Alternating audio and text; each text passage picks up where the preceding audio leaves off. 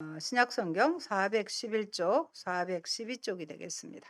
1절로 10절까지입니다. 내가 보니 바다에서 한 짐승이 나오는데 뿔이 열이요 머리가 일곱이라. 그 뿔에는 열 왕관이 있고 그 머리들에는 신성모독하는 이름들이 있더라. 내가 본 짐승은 표범과 비슷하고 그 발은 곰의 발 같고 그 입은 사자의 입 같은데 용이 자기의 능력과 보좌와 큰 권세를 그에게 주었더라. 그의 머리 하나가 상하여 죽게 된 것 같더니 그 죽게 되었던 상처가 나음에 온 땅이 놀랍게 여겨 짐승을 따르고 용이 짐승에게 권세를 주므로 용에게 경배하며 짐승에게 경배하여 이르되 누가 이 짐승과 같으냐 누가 능히 이와 더불어 싸우리요 하더라. 또 짐승이 과장되고 신성모독을 말하는 입을 받고 또 42달 동안 일할 권세를 받으니라. 짐승이 입을 벌려 하나님을 향하여 비방하되 그의 이름과 그의 장막 곧 하늘에 사는 자들을 비방하더라.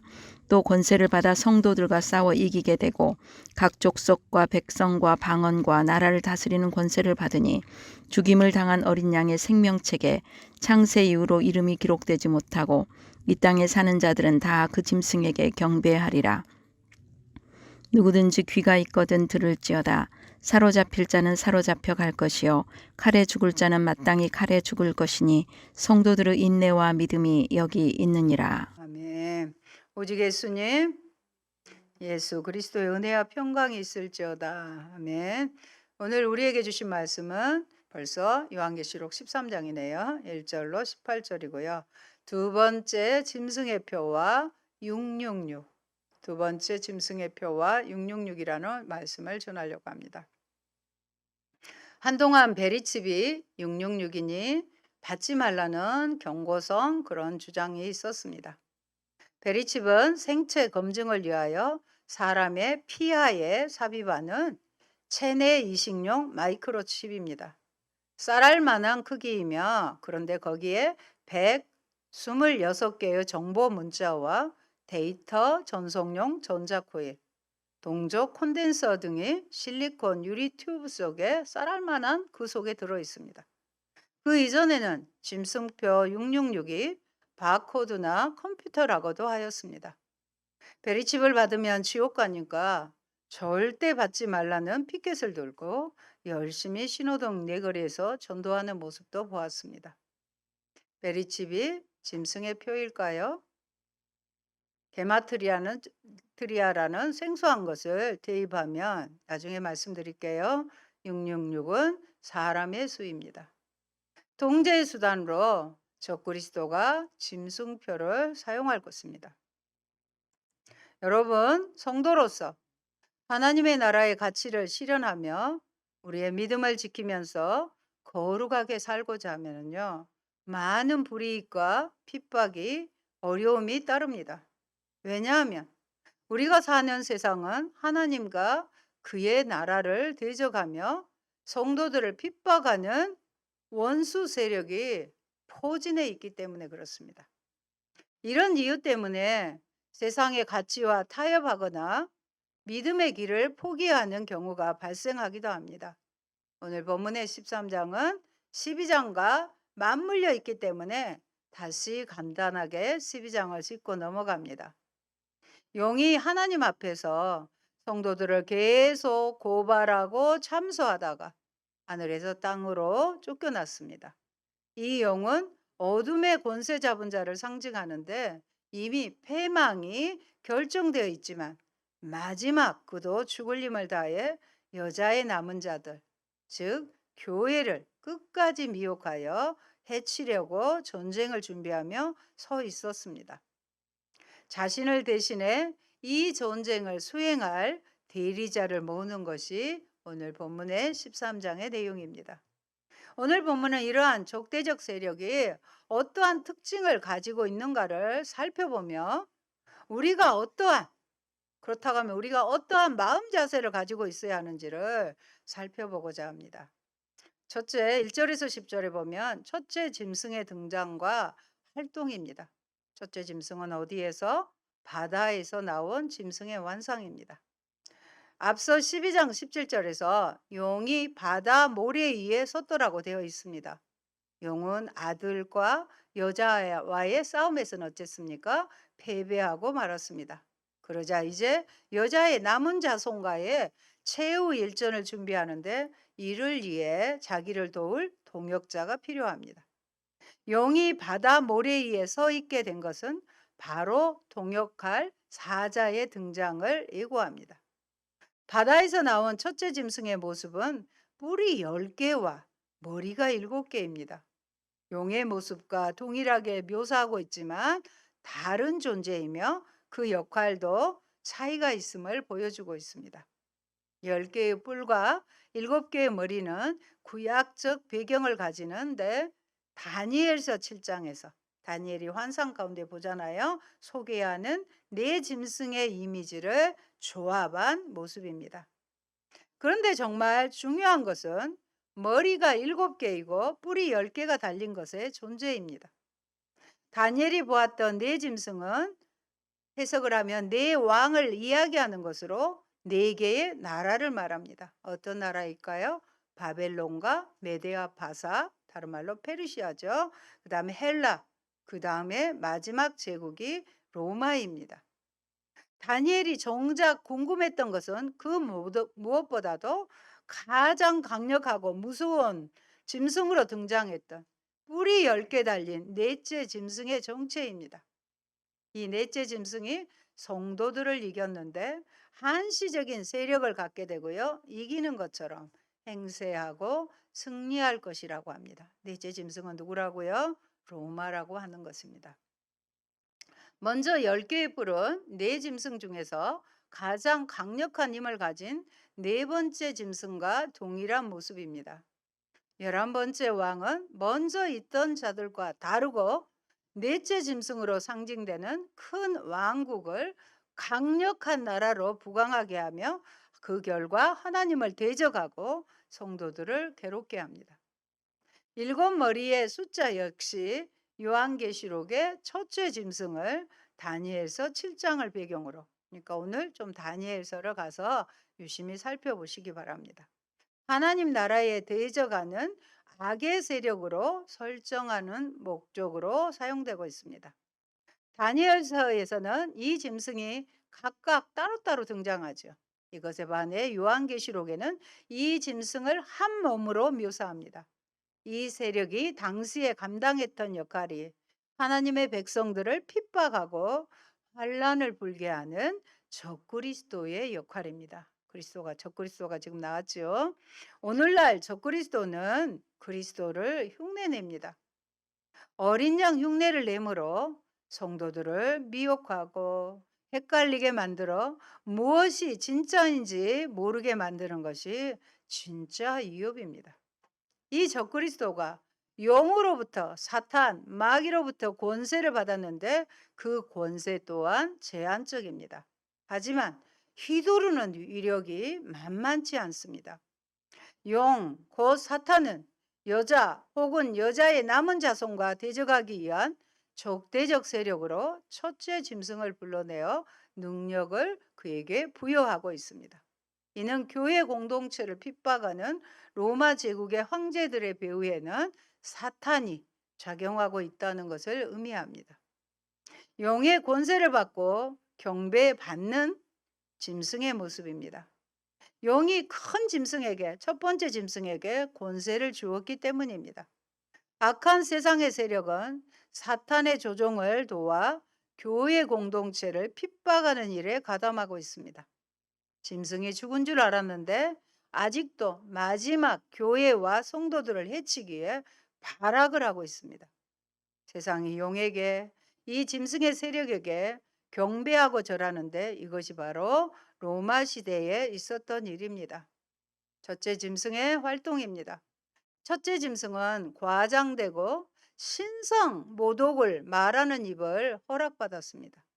그래서 하나님과 그의 백성들을 대적하는 짐승은 42달 동안, 3년 반 동안 활동 기간을 부여받는데 이는 하나님의 통제하에서 제한된 기간 동안만 활동하도록 허락을 받습니다. 짐승은 입을 벌려 하나님을 향하여, 심지어 하나님을 향하여 모독하는 말을 하고 하늘에 거하는 자를 해방합니다. 사실 우리 성도들도 이중 국적자라고 했죠. 우리의 시민권은 하늘나라에 있기 때문에 하늘에 살고 있습니다. 그러나 아직도 우리 육체에 완성해야 할 것이 있기 때문에 하나님께서 우리를 이 땅에 남겨두시는 것입니다. 하늘에 사는 자들을 비방하더라는 말은 어둠의 권세 잡은 자들이 우리를, 교회를 조롱한다는 말입니다. 하나님을 모독하던 자들이 교회 공동체를 모독하는 행위를 동시에 실행합니다. 하나님도 모독하고 교회를 또 모독하게 한다는 것입니다. 그들은 성도들과 싸워 이기는 권세를 위임받아요. 그들이 이깁니다. 성도는 하늘에 거하는 자들이지만 동시에 이 땅의 존재에 적대적인 짐승과의 관계에 있기 때문에 우리에게는 고난이 필연적이라는 삶의 정황을 단적으로 보여줍니다. 두 번째로는 짐승이 이임받은 권세는 각 족속과 백성과 방언과 나라를 다스리는 권세입니다. 결국 사탄과 하나님 사이에 각 족속과 백성과 방언과 나라에 대한 주도권 다툼을 하고 있으며 궁극적으로는 이미 우리가 들은 11장 15절의 말씀대로 세상 나라가 우리 주와 그리스도의 나라가 되어 그가 세세토록 왕노릇하는 때가 오게 될 것이라는 사실을 인식하게 되는 것입니다. 먼저 우리는 이렇게 결론을 알고 있잖아요. 주님의 나라가 오게 될 것이다. 땅에 사는 자들이 짐승을 따르며 경배할 것이라고 합니다. 땅에 사는 자들이란 생명책에 그 이름이 기록되지 않는 자들로서 본질적으로는 하나님께 속하지 않는 자들을 가리킵니다. 장세로부터 기록되지 못하고라고 하는 것은 모든 인간이, 진짜로 여러분 잘 들으세요. 장세로부터 생명책에 기록된 자들과 기록되지 못한 자들로 구분이 된다는 것입니다. 놀랍지 않습니까? 장세 전에, 장세로부터 그 구원의 은혜를 입은 자들과 다른 말로 그렇지 못한 자들이 이미 장세 전에 결정되었다는 것을 의미합니다. 구체적으로는 이 당시에 로마 황제의 통치를 따랐던 자들을 대표적으로 가리킨다고 할 수 있습니다. 그리고 장세로부터 생명책에 그 이름이 기록된 자들은 이 짐승을 절대로 경배하는, 섬기는 일은 없을 것입니다. 10절에 보면 사로잡는 자는 사로잡힐 것이요. 경배 안 해요. 칼로 죽이는 자는 자기도 마땅히 칼에 죽으리니. 이 구절이 있잖아요. 그래서 여러분, 만약 우리에게 환난과 핍박이 없다면 인내와 믿음이 여기 있다는 말을 왜 바로 이어서 사용하겠습니까? 이것은 우리 성도들이 이 땅에서 하는 동안 겪을 수밖에 없는 필수 과목이라는 것입니다. 이와 같은 상황 속에서 성도들에게 필요한 것은 뭐예요? 인내와 믿음입니다. 오늘 두 단어를 마음에 새기시기 바랍니다. 마지막 시대를 살아가는 우리에게 필요한 키워드는 인내와 믿음이라는 거예요. 근데 아까 종전에 불렀던 찬양에서는 믿음이 세상을 이긴다고 했습니다. 이것은 불순종한 이스라엘의 경우가 아니라 신실하게 충성스럽게 주님을 따르는 자들에게 주어지는 요구입니다. 무엇이요? 인내와 믿음이요. 하나님이 이런 방법을 사용하시는 이유를 성경은 하나님의 지혜라고 합니다. 18절에 지혜가 여기 있으니 총명한 자는 그 짐승의 수를 세어보라. 그것은 뭐라고요? 사람의 수예요. 그의 수는 666이니라. 사람의 수고 그 수는 666이라는 것입니다. 성도들의 해방이 되고 핍박의 근거가 되는 이런 것들이 하나님의 지혜 속에 감추어 놓은 것이라는 말입니다. 하나님의 지혜 속에 감추어 놓기 때문에 아무나 그것을 풀 수는 없다는 것이죠. 그것의 진리를 구분하지 못하기 때문에 우리 인생에 환난과 공고와 어려움이 임하게 되고 그때 가서야 그것이 가려지게 되는 것입니다. 성경의 역사를 보면 바벨론의 포로로 붙들려간 이스라엘 백성들이 진짜 중요한 것을 그곳에서 깨닫게 됩니다. 아, 우리가 하나님을 제대로 못 섬겼더니 이렇구나. 그래서 포로로 와 있고 비록 성전은 무너졌지만 그래서 그때부터 에스라 선지자를 비롯한 율법과 규례에 통달한 자들이 에스라 학교를 세워서 성경 말씀을 철저하게 가르친 거예요. 그때서 깨달은 것입니다. 우리도 저 깊은 수렁에 던져졌을 때에야 비로소 내가 끝까지 놓지 말아야 할 것을 깨닫게 됩니다. 이것이 바로 하나님의 지혜입니다. 따라서 하나님이 성도를 그 불구덩이 속에 던지실 때에는 그것으로 멸절되거나 없어지거나 끝나는 법이 없습니다. 반드시 그것을 넘어서 자신의 백성에게 기이한 은혜를 예비하십니다. 바로 저와 여러분이 증인이지 않습니까? 이런 이유로 하나님의 지혜 속에서 적그리스도를 한시적으로 그냥 두십니다. 역사나 국가나 개인이라 하나님이 한번 태풍을 일으키셔서 흔들어 놓아야 그때 진짜 가짜가 구분됩니다. 그러므로 날마다 삶의 현장 대부분에서 적그리스도의 세력 속에서 둘러싸여 살고 있지만 우리는 말씀을 붙잡고 나가서 인내로 버텨야 합니다. 둘째 짐승의 등장과 활동입니다. 마지막 18절까지입니다. 둘째 짐승은 땅에서 올라온 짐승의 환상입니다. 요한계시록에는 크게 두 짐승이 등장합니다. 앞장에서는 그 짐승이 바다에서 나왔는데 이번에는 또 다른 짐승이 땅에서 등장합니다. 첫째 짐승처럼 하나님과 교회를 대적하는 악한 세력을 의미합니다. 이 짐승은 먼저 어린 양처럼 두 뿔이 있다고 합니다. 겉은 어린 양처럼 가장을 했으나 그 속에서 나오는 말은 그리스도의 말이 아니라 용의 말을 합니다. 용의 말을 한다면 양의 탈을 썼지만 속은 어둠의 권세 잡은 자인 바로 누구입니까? 적 그리스도를 가리키는 것입니다. 새끼양 같은 두 뿔은 역시 다니엘서 8장 3절에 보면 두 뿔 가진 수양이 나오잖아요. 그것의 배경입니다. 메대와 바사를 의미합니다. 바사는 페르시아입니다. 또 염소에 의해서 나중에 보면 염소에 의해서 죽임을 당하잖아요. 염소는 헬라입니다. 헬라에 의해 점령되긴 하지만 강력한 두 뿔을 가진 수양도 강력한 능력을 가진 나라로 묘사됩니다. 사랑하는 여러분, 우리의 관심인 적그리스도가 하는 일입니다. 둘째 짐승의 활동과 목적은 첫 번째 짐승에서 부여받은 권세로 바로 땅에 사는 사람들을 미혹합니다. 마지막 계속 유혹하는 거예요. 그래서 첫째 짐승을 경배하도록 돕는 것입니다. 첫째 짐승의 우상을 세우도록 해서 첫 번째 짐승에게 경배하게 하고 예배하게 하는 것입니다. 이 당시 로마의 황제 숭배를 주도하는 역할로 이교적인 제사장의 직분과 관련되어 있음을 우리는 짐작할 수 있습니다. 악의 구조에 사탄의 영향력이 미치고 있다는 사실을 알 수 있습니다. 둘째 짐승도 큰 이적을 행하는데 바로 사람들 앞에서 불을 하늘로부터 땅으로 내려오게 하는 능력을 행사합니다. 얼마나 놀랍겠습니까? 이것은 구약의 선지자들이 자주 사용한 방법으로 이것을 흉내냅니다. 흉내내는 거 안티지요. 그래서 적 그리스도는 자꾸 흉내를 내며 계속해서 역사를 일으키고 기적을 나타내는 것입니다.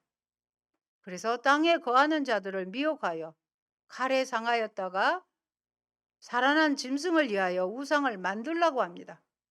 여기서 머물지 않고 더 극악해집니다.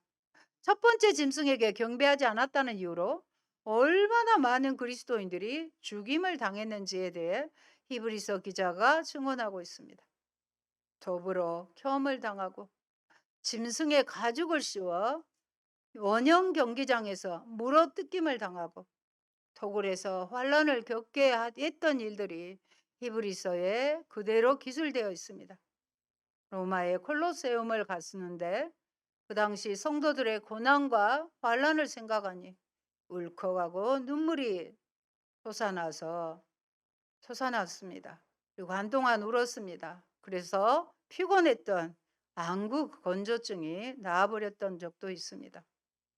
두 번째 짐승은 시키는 대로 하지 않으면 죽이는 것입니다. 우상에게 생기를 주어 말하게 하고요. 우상에게 경배하지 않는 자들을 죽입니다.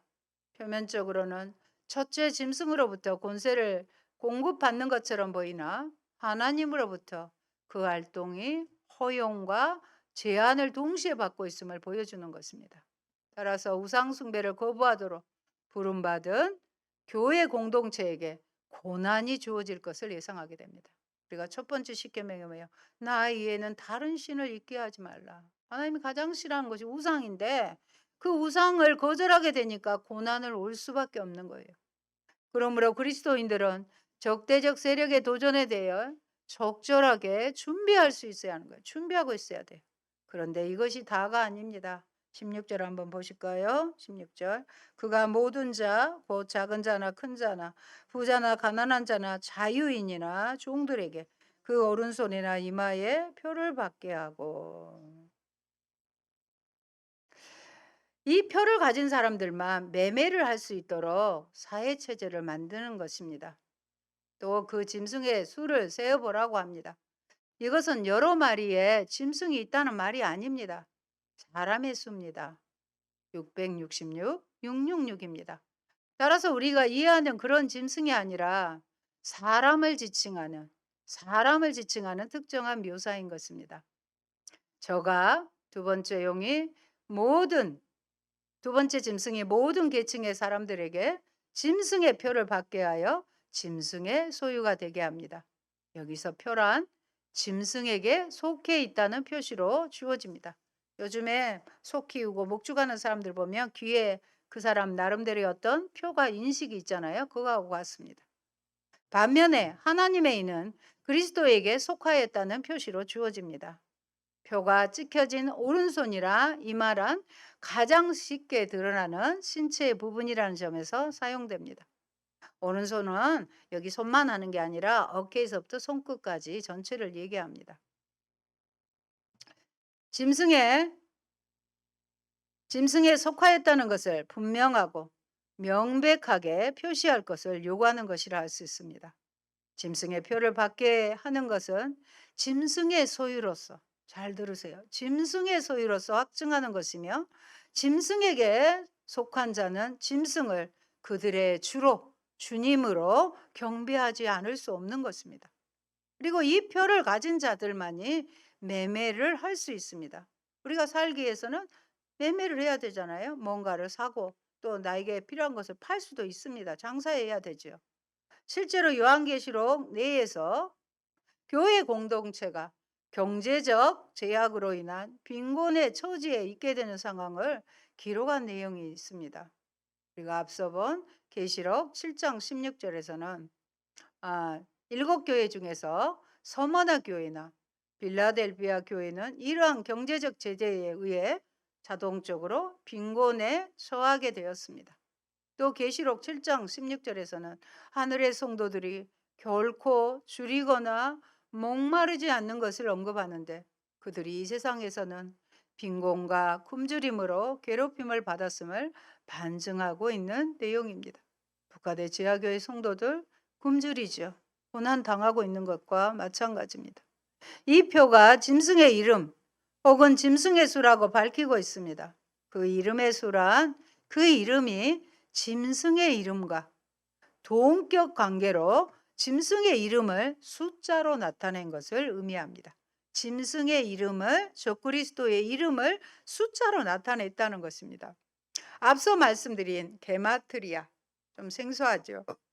게마트리아란 헬라어나 히브리어의 알파벳은 각기 숫자를 가집니다. 이름에 포함된 알파벳에 해당되는 모든 숫자를 더한 결과를 이름 대신 사용하는 것을 의미합니다.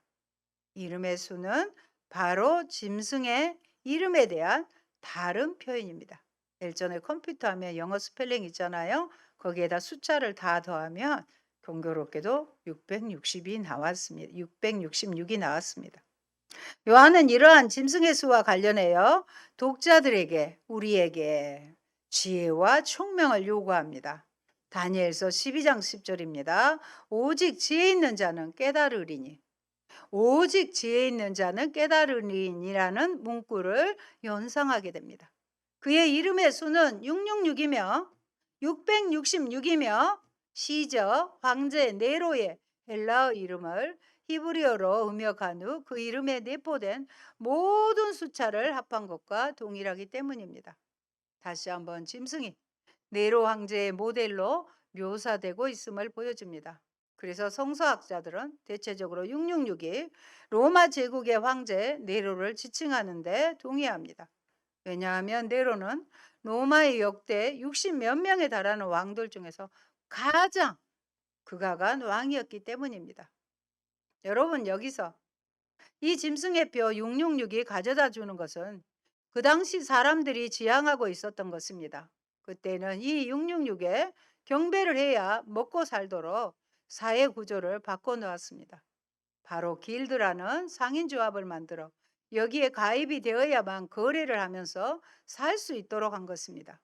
그런데 길드에 들어가는 조건이 바로 황제의 형상 앞에 절하는 것이었습니다. 하지만 많은 그리스도인들이 그것을 거절하여 수많은 불이익과 죽음을 당한 성도가 너무 많았습니다. 다니엘서는 적그리스도가 언제 나타날지를 알려줍니다. 그것은 곧 17장, 우리가 지금 13장이고요. 17장에서 다루도록 하겠습니다. 여러분, 오늘 본문은 우리와 대적하는 원수는 가소평가해서는 안 될 권세를 가지고 활동하고 있으며 때로는 원수의 세력이 교회 공동체와 성도의 삶을 압도하는 것처럼 보일 때도 있다는 것을 보여줍니다. 이것은 성도의 삶에 고난과 어려움이 있는 이유와 성도에게는 어떤 자세가 필요한 것인지를 잘 보여줍니다. 그러나 이러한 악의 권세와 세력은 어쩐다고요? 일시적, 제한적, 이거 놓치지 마시기 바랍니다. 아울러 그 권세에서 굴복하며 따르는 자들의 지상적인 안위도 순간적이며 허망한 것입니다. 그러므로 성도인 우리는 우리가 겪는 고난은 매우 짧은 기간임을 인식하고 인내와 믿음을 붙들어야 합니다. 12장에서 이미 성취된 승리, 14장에서 그럴 때 영광스러운 승리의 열매를 영원토록 누리게 될 것입니다. 사랑하는 여러분, 오늘 말씀을 666은 사람의 수라고 했잖아요. 그러나 아직 적용적 차원에서 해석을 해보면 사람은 아니지만 오늘날 우리의 666은 만몬입니다. 지금 돈의 위력 앞에서 교회의 모든 가치관이 무너지고 있습니다. 황금 만능주의와 배금주의가 666 노릇을 하고 있습니다. 진짜 문제는 우리의 신앙생활 현장에서 목숨 건 싸움이 점점 사라지고 있다는 것입니다. 교묘한 다원주의가 들어와서 어차피 한 세상 사는 건데 조금 비겁하면 너 좋고 나 좋은 건데 조금 눈 감아주면 서로가 편할 것인데 하는 이상한 타협들이 우리 생활에 익숙해져 버렸습니다. 그래서 우리에게 전쟁이 어디까지 가면 싸워야 하는 그 전선이 사라졌습니다. 싸움의 대상이 없어져 버렸습니다. 다시 한번 내 일상 속에서 작은 이익과 물질적인 실리 때문에 내가 무너져 가고 있는 삶의 현장은 없는가를 돌아봅시다. 원칙과 근거 앞에서 타협하지 말고 내가 다시 한번 분명한 전선을 형성하고 싸워야 합니다. 마지막 시대 큰 성 바벨론에는 세 문화가 있습니다. 물질 문화에는 돈으로도 움직일 수 없는 청빈의 삶을 살고, 음란의 문화에서는 거룩으로 무장하며, 마지막 배교의 시대에는 오직 예수로 살아야 하겠습니다. 아멘. 기도합니다. 할렐루야. 고마우신 아버지, 사도 요한을 통해서 앞으로 마지막 심판을 앞두고 하나님께서 행하실 일들을 계시록 말씀을 통해서 오늘 또 우리가 듣고 배우게 하시니 감사합니다. 두 짐승이 아버지 바다로부터 땅으로부터 올라와서 마지막 적그리스도가 되어서 교회와 성도들을 핍박하고 때로는 칼로 죽임을 당할 수도 있는 그런 상황입니다. 그런다 할지라도 그들의 세력은 일시적이고 제한적인 것이며 우리가 설사 죽임을 당한다 할지라도 다시 우리는 영생을 살아감을 믿고 담대하게 흔들림 없이 살아가는 저희들 되게 하옵소서. 영적인 눈을 띄워주셔서 짐승의 수가 누구인지 잘, 이전에는 네로였지만 이 앞으로의 적그리스도는 누구인지를 잘 분별해내는 저희가 되게 하시고 영적 전쟁에 아버지 전쟁 상태인 것을 오늘도 잊지 않고 살아서 늘 대비하여 승리하는 저희들 되게 하시고 우리 교회 되도록 인도하옵소서. 예수님 이름으로 기도합니다. 아멘. 358장 찬양 부르고